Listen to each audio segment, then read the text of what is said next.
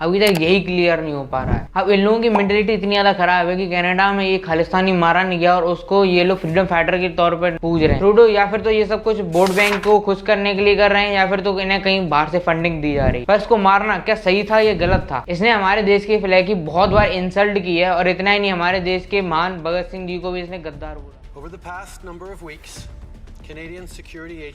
तो यार आज हम बात करने वाले हैं भारत और कनाडा के बीच में बढ़ रही है सारी टेंशंस के बारे में। जी हाँ, जैसा कि तुमको मालूम होगा कि फिलहाल G20 का समिट था जिसमें कनाडा के पीएम जस्टिन ट्रूडो भी आए हुए थे और उसके बाद उन्होंने काफी ज्यादा बयानबाजी की है कि जैसे कनाडा में खालिस्तानी आतंकवादी था हरदीप सिंह निज्जर, उसकी मौत शायद इंडिया के एक जासूस एजेंसी ने की है। ऐसे सारे एलिगेशन इंडिया के ऊपर लगाए गए हैं। पर मेन बात यहाँ पे ये है कि ये सब क्यों हो रहा है, इसकी वजह क्या, इसने मारा हरदीप सिंह निज्जर को और असल में ये हरदीप सिंह निज्जर है कौन? तो चलो अब जानते। तो स्ट्रेट अगर बात करें तो अर्ली 80s की बात है जब तब की भारत सरकार ने एक ऑपरेशन जारी किया था, ऑपरेशन ब्लू स्टार, जो कि पंजाब के गोल्डन टेम्पल पे किया गया था, जहाँ पे एक खालिस्तानी सपोर्टर भिंडरान वाले के ऊपर गोली दागी गई थी और उसको मारा गया था। और वो अकेला नहीं मारा गया था, उसके साथ कई सैकड़ों सिख मारे गए थे। और इतना ही नहीं, गोल्डन टेम्पल पे बहुत ज्यादा हमले हुए थे, बहुत ज्यादा गोलीबारी हुई थी, जिसके बाद सिख कम्युनिटी बहुत ज्यादा गुस्सा हो गई थी, बहुत ज्यादा आक्रोश में आ गई थी। जिसके बाद इंदिरा गांधी की जो कुछ बॉडीगार्ड थे जो कि सिख थे, उनमें से कुछ 2 बॉडीगार्ड ने इंदिरा गांधी की हत्या कर दी थी। अब ये चीज यहीं पे नहीं रुकती है, जिसके बाद इंदिरा गांधी के मर जाने के बाद बहुत ज्यादा दंगे हुए पूरे देश में, जहाँ पे सिखों को घर से निकाल के मारा गया और जिसमें करीब करीब हजारों सिखों की 1947 का पार्टीशन। और यही टाइम था जब हमारे देश से कई सारे सिख कम्युनिटी के लोग इंडिया को छोड़ के कनाडा जाने लगे और वो देश को छोड़ने की राह पे निकल पड़े। और खासकर जो इंदिरा गांधी के मरने के बाद गए थे वो बहुत ज्यादा नफरत में बैठे हुए थे और इतनी ज्यादा नफरत थी कि इनके मन की नफरत इनकी आने वाली पीढ़ियों में भी। उन्हीं में से एक है हरदीप सिंह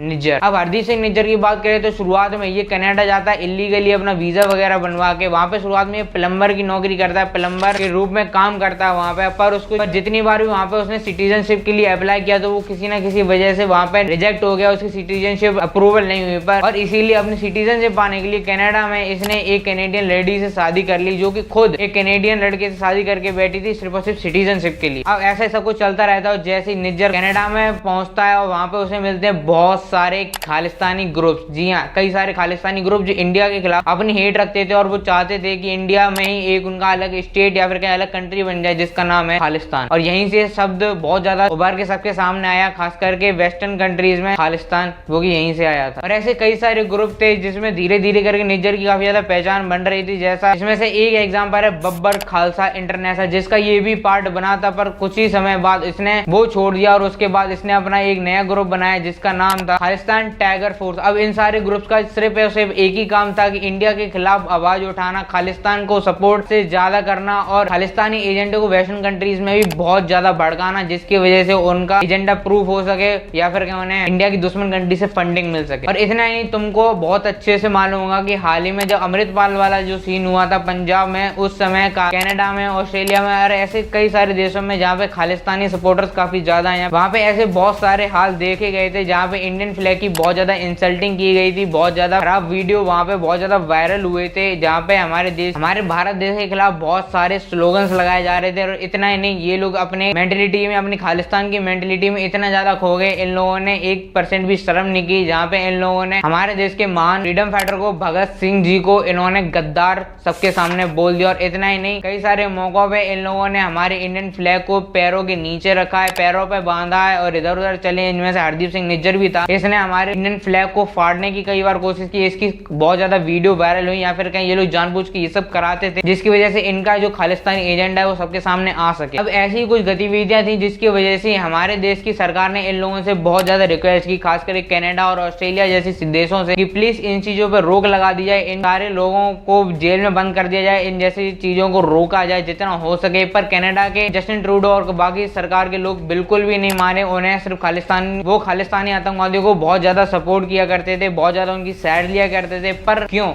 तो आइए जान। तो देखो, कनाडा में पूरी पॉपुलेशन की 2% पॉपुलेशन अकेली सिख कम्युनिटी से आती है, जो कि भारत मूल के लोग। अब सही बात यह है कि कनाडा में रहने वाले ऑलमोस्ट ज्यादातर सिख खालिस्तानी को बहुत ज्यादा सपोर्ट करते हैं, क्योंकि ऑलरेडी उन्हें इंडिया से कोई मतलब है नहीं। और इतना ही नहीं, इनमें से कई सारे जो सिख्स हैं, कई सारे जो खालिस्तानी सेपरेटिस्ट हैं, वो इनके कम्युनिटी के और इनकी सरकार के बहुत बड़े पद पे हैं, कई सारे मंत्री वगैरह हैं। और इतना ही नहीं, कई सारे इनके पार्टी का प्रचार वगैरह भी करते हैं। और इतना ही नहीं, इनके काफी ज्यादा वोट बैंक का भी हिस्सा है, जिसकी वजह से जैसा कि आपको मालूम है हमारे देश में अपने वोट बैंक को खुश करने के लिए किसी हद पे भी नेता चले जाते हैं, वैसा इनका यहाँ पे हाल है। ये अपने वोट बैंक को बहुत ज्यादा संभाल के रखने के लिए उनका बेमतलब में सेट लेते हैं। पर फिर भी हमारे देश की इंटेलिजेंस एजेंसी हरदीप सिंह निज्जर और ऐसे कई सारे खालिस्तानियों के पीछे पड़ी हुई थी। इतना ही नहीं, हरदीप सिंह निज्जर के पीछे 10 लाख रुपए का इनाम लगाया गया था और इसको हमारे देश में बैन कर रखा था, क्योंकि इसने हमारे देश में कई बार ऐसे आतंकवादी हमले भी कराए हैं। जिसका यह एग्जाम्पल है जब पंजाब में कुछ साधुओं के ऊपर हमले कराए गए थे, उनको मार दिया गया था, क्योंकि पंजाब में सिख और हिंदुओं के बीच में काफी ज्यादा राइट्स हो सके, दंगे हो सके, उनके बीच में लड़ाई हो, जिसकी वजह से उनका खालिस्तान का जो एजेंडा है इंडिया में और ज्यादा बढ़ के सामने निकल गया है। और ये अकेला ऐसा एग्जांपल नहीं, कई ऐसे एग्जांपल हैं जो इसने कराए हैं, जिसकी वजह से हमारे देश की एजेंसियां,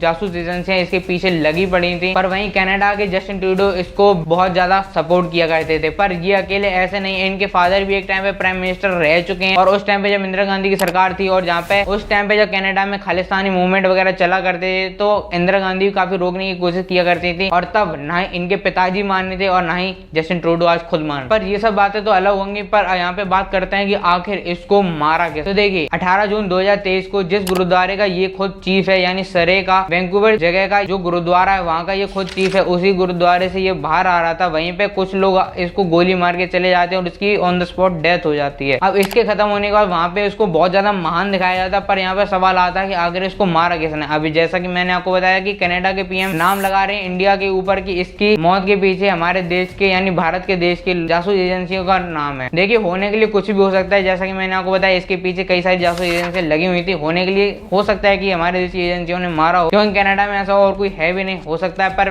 फिलहाल ऐसा कोई पक्का प्रूफ नहीं है कि मारा किसने। यहाँ पे मैं अपना अनुमान बता रहा हूँ कि हो सकता है, और पर यहाँ पे इसको मारना गलत है या सही है, यहाँ पे मैं कुछ कहना चाहूंगा। देखो जो हरदीप सिंह निज्जर भला होगा उन लोगों के लिए जो खालिस्तान को सपोर्ट करते हैं, जो देश को, जो भारत देश के टुकड़े चाहते हैं, और जो पाकिस्तान और जो चाइना जैसी देशों से फंडिंग लेते हैं और अपना घर चलाते हैं, उन जैसे लोगों के लिए भले मान होगा। पर एक तरीके से देखो ये खालिस्तानी आतंकवादी है और खालिस्तानी सेपरेटिस्ट है जो हमारे देश के टुकड़े चाहता है, और ये काफी गलत इंसान है। अगर इसको कोई भला माने तो उसकी खुद की गलती है, और इसको मिटाना जरूरी था, क्योंकि इसकी वजह से हमारे देश की कहीं ना कहीं वर्ल्ड वाइड पूरी इमेज प्रदर्शित हो रही थी। देखो यहाँ पे ऐसे हाल चलते हैं। अब यहाँ पे ये अकेला तो है नहीं, ऐसे कई सारे एग्जाम्पल है, ओसामा बिन लादेन, ऐसे ना जाने कैसे कैसे आतंकवादी हैं जिसने अमेरिका के ऊपर हमला किया था। अमेरिका ने दशकों तक इसके पीछे बदला लिया था, इसको चुन चुनकर घर में से निकाल के मारा था। अब इसके ऊपर बदला लेना बनता है नहीं बनता, या फिर बदले वाली बात है या नहीं है। पर यहाँ पे मैं ये कहना चाहूंगा इसको मारने से कोई बहुत बड़ा आपदा नहीं होगी या फिर मानवता पे कोई बुरा असर नहीं पड़ेगा, क्योंकि ये था भी एक आतंकवादी। अब यार इसको पहले कोई उल्टा सीधा सपोर्ट करता रहे। और जहां तक बात रही भारत और कनाडा के बीच के रिश्ते की, तो फिलहाल भारतीय सरकार ने कनाडा के वीजा रद्द कर दिए, जिसका मतलब कनाडा से अब कोई भारत आ नहीं सकता और ना ही कनाडा के लिए कोई जा सकता है। इसीलिए,